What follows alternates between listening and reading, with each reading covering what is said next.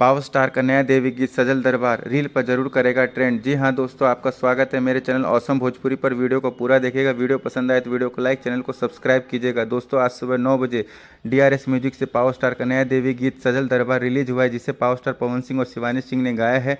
यह देवी गीत भक्ति में डांसिंग मोड का गाना है, जिसे आप डीजे पर बजाकर एंजॉय कर सकते हैं। इसका लिरिक्स भी बहुत अच्छा है, जिसे आशुतोष तिवारी ने लिखा है और प्रियांशु सिंह ने म्यूजिक दिया है। जब जब पावर स्टार पवन सिंह, आशुतोष तिवारी और प्रियांशु सिंह की तिगड़ी आती है, हमेशा धमाल मचाती है। और ये देवी गीत भी जरूर धमाल मचाएगी और साथ ही साथ इंस्टाग्राम रील पर भी ट्रेंड करेगी, क्योंकि इसका पंचलाइन गजबे नज़ारा लागे, सेवा में जगसारा लागे, चुनरी में सुनरी के रूप बड़ी प्यारा लागे, मैया के सजल दरबार बड़ी प्यारा लागे। बहुत ही ज़बरदस्त है यह देवी गीत, चल भी बहुत अच्छा रहा है।